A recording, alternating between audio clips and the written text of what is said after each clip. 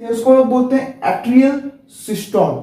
अब देखिए, आप देखिए वर्ड में कंफ्यूज मत होना। जब मैं सिस्टोल की बात करूंगा तो इसका मतलब समझ लेना कि हार्ट कंट्रैक्ट कर रहा है। यदि मैं डायस्टोल की बात करूंगा तो हार्ट रिलैक्स हो रहा है, मतलब कि रिलैक्स मतलब वो अपने ओरिजिनल पोजीशन में आ रहा है। और यदि मैं सिस्टोल की बात करूंगा तो वो अपनी ओरिजिनल पोजीशन को छोड़ के वो गेनिंग, मतलब कि जो अपना ओरिजिनल पोजीशन था वहां से वो छोड़ के वो कंट्रैक्ट करना शुरू कर जाएगा। बात समझ में आ गई आपको? ठीक है, तो सबसे पहले बात करते हैं एट्रियल सिस्टोल। एट्रियल सिस्टोल का मतलब क्या हुआ कि मैं आर्ट्रियम की बात कर रहा हूं। अब देखिए एट्रियल, ये हो गया आपका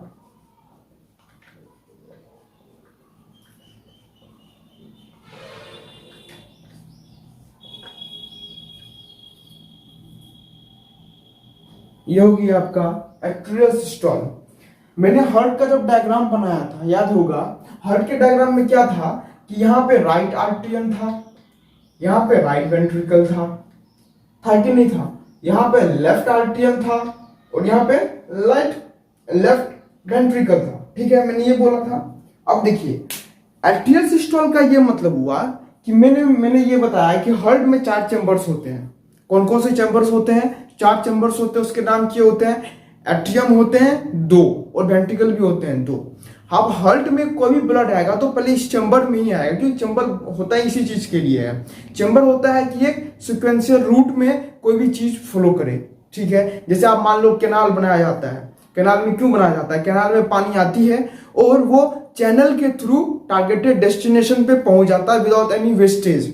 वहां पे कोई वेस्टेज नहीं होता है पानी का। उसी तरह यहाँ पे यही चीज होता है। हार्ट में चैम्बर्स होते हैं। इस चैम्बर्स में, उसके चैम्बर्स के नाम क्या क्या होते हैं? राइट आर्टियम होते हैं, राइट वेंट्रिकल होते हैं, लेफ्ट आर्टियम होते हैं एंड द लेफ्ट वेंट्रिकल होते हैं। बात समझ में आई आपको? अब जो ये right आर्टियम and the left ventricle and the left आर्टियम and the left ventricle, इसका देखिए अब होता क्या है। यहाँ पे मैं बात क्या कर रहा हूँ? एट्रियल सिस्टोल की बात कर रहा हूं, मतलब एट्रिया का कंट्रैक्शन की बात कर रहा हूं। जब जो ब्लड बॉडी में, यहां पे ये बॉडी हो गया, ये क्या हो गया? ये बॉडी हो गया। इस बॉडी में कैसा ब्लड है? डीऑक्सीजनेटेड ब्लड है, जो मतलब कि ऐसा ब्लड है जिसका ऑक्सीजन अपने बॉडी के सेल्स यूज कर चुके हैं। इसको अब चाहिए ऑक्सीजनेटेड ब्लड। तो ये क्या करेगा? ये जो ब्लड डीऑक्सीजनेटेड प्रेजेंट है बॉडी में, ये यहां से निकल के पहुंचेगा हार्ट के पास। हार्ट के पास कहां पहुंचेगा? तो राइट आर्टरियम में पहले पहुंचेगा। कहां पहुंचेगा? राइट आर्टरियम में पहुंचेगा पहले। अब जब राइट आर्टरियम में पहुंचेगा तो पहला काम क्या होगा कि राइट आर्टरियम यहां का कंट्रैक्ट करेगा, मतलब कि राइट आर्टरियम वहां पे वो कंट्रैक्शन होगा। एट द सेम टाइम क्या होगा कि जो लंग्स के पास, यहां पे लंग्स होता है, अब जो ये लंग्स के पास जो ऑक्सीजनेटेड ब्लड प्रेजेंट होता है, ऑक्सीजनेटेड ब्लड प्रेजेंट होता है, वो पल्मोनरी वेन के थ्रू लेफ्ट आर्टरियम में इंटर करेगा। कहां करेगा? लेफ्ट आर्टरियम में इंटर करेगा। किसके थ्रू? तो पल्मोनरी वेन के through. This complete cycle is called atrial systole. मतलब कि यहां पे क्या हो रहा है कि जो भी एट्रिया वाला सेक्शन है वो कंट्रैक्ट कर रहा है। After the contraction of the atrial section, the blood is sucked up from the body inside the heart in the section of right atrium. At the same time, the oxygenated blood which is present inside the lungs is enter inside the heart in the section of left atrium. बात समझ में आ गई आपको? तो right आर्टियम और left आर्टियम में same time में काम होता है। ये कंफ्यूजन मत होना कि जो डीऑक्सीजनेटेड ब्लड है जो राइट आर्टियम में जो आता है वो एक ही बार आता है, नहीं, ये सीक्वेंशियल मैनर है। इसमें आपको 0.1 सेकंड का डिले होता है। एट्रियल सिस्टोल में क्या होता है कि 0.1 सेकंड का मतलब कि टाइम डिले होता है। मतलब कि जब तक एट्रिया वाला सेक्शन कंट्रैक्ट करेगा तो मतलब कि जो ब्लड होगा वो जब एट्रिया में इंटर करेगा तो उस टाइम डिलेइंग वहां पे 0.1 सेकंड का होगा।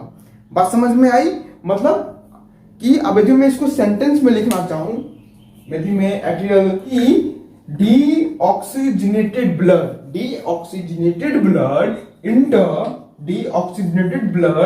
Inter inside the deoxygenated blood enter inside the heart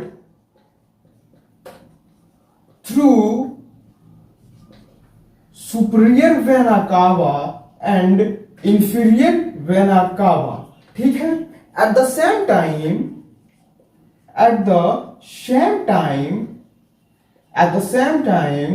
the oxygenated blood enter inside the heart through pulmonary vein.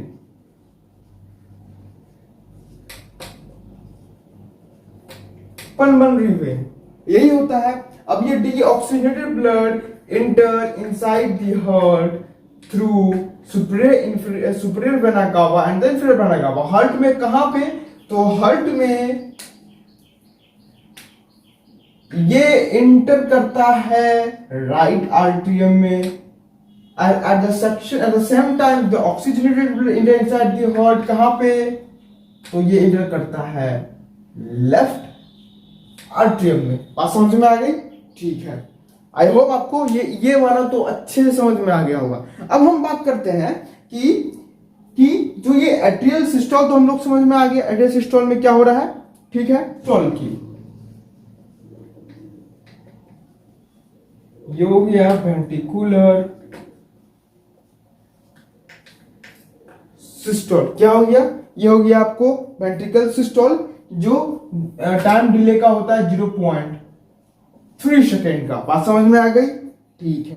देखिए जो अपना हार्ट होता है इसमें इसमें दो सेक्शंस होते हैं, 4 चैम्बर्स होते हैं, 2 सेक्शंस होते हैं. 4 चैम्बर्स मैंने बता दिया, left and the right.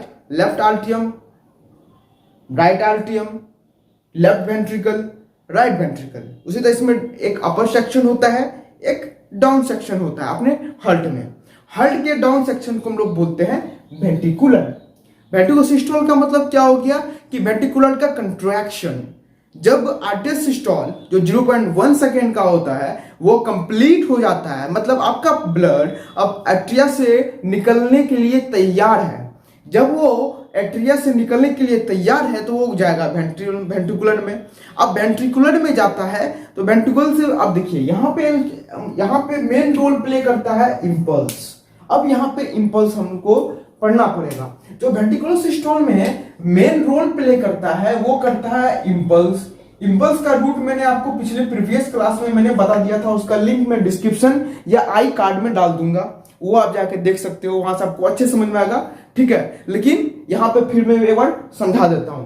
Impulse जो होता है वो मेन रोल प्ले करता है in the case of ventricular systole में. अब ये वेंट्रिकुलर सिस्टोल में होता क्या है कि जो ये इम्पल्स है जो एसए नोड जनरेट करता है, ये ट्रांसफर करता है एवी नोड के पास.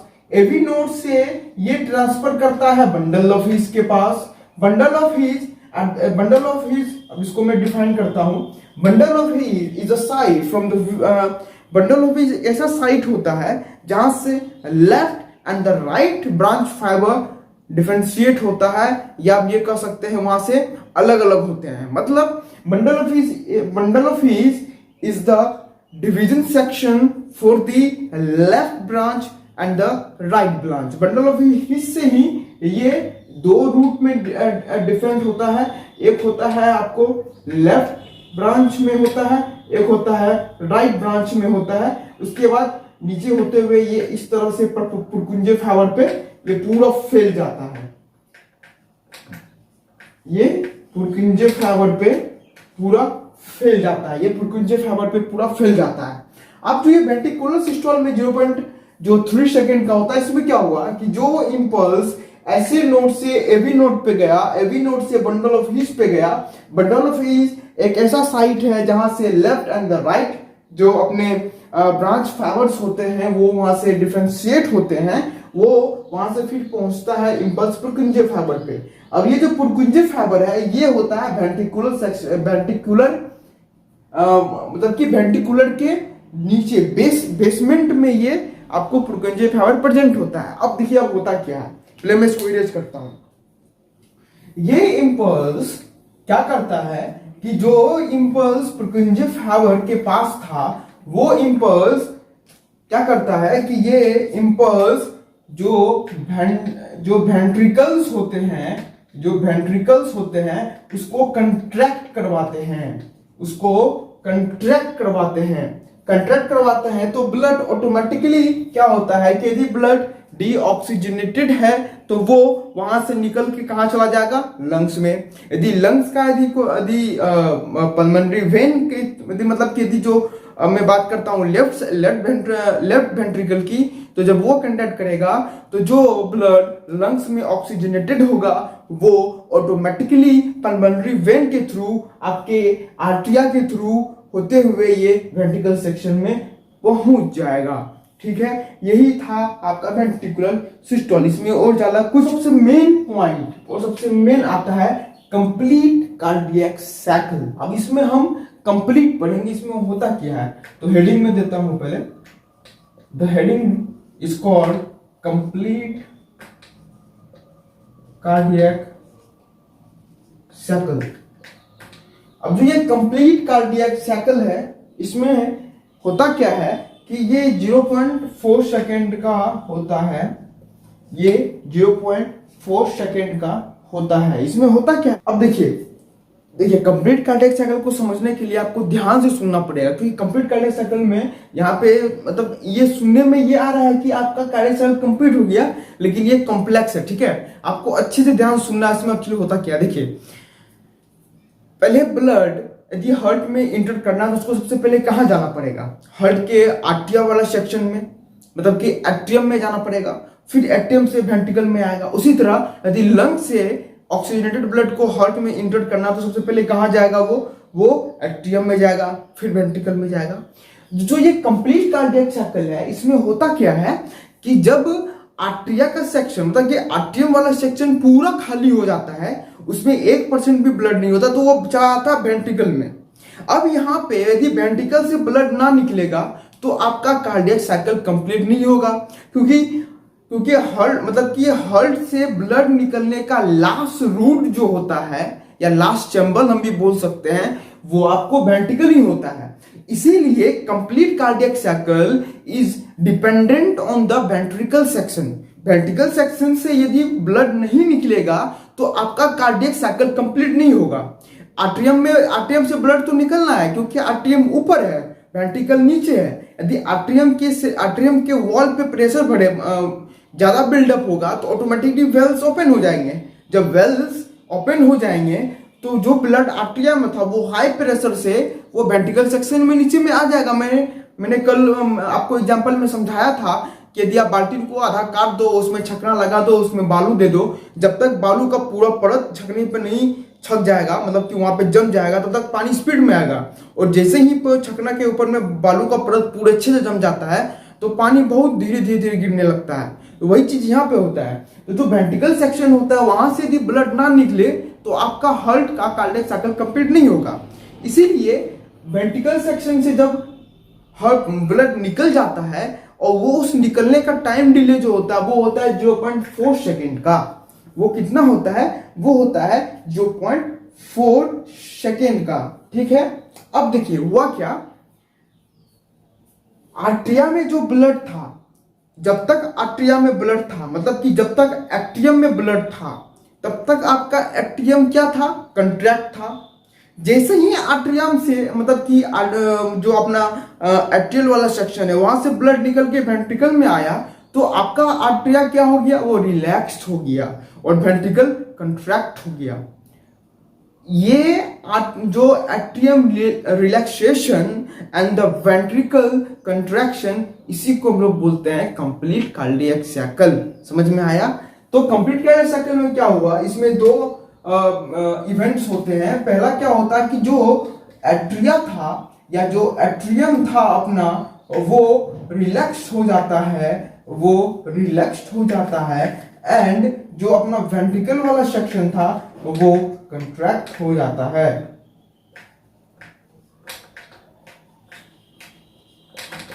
कंट्रैक्ट हो जाता है। बात समझ में आई?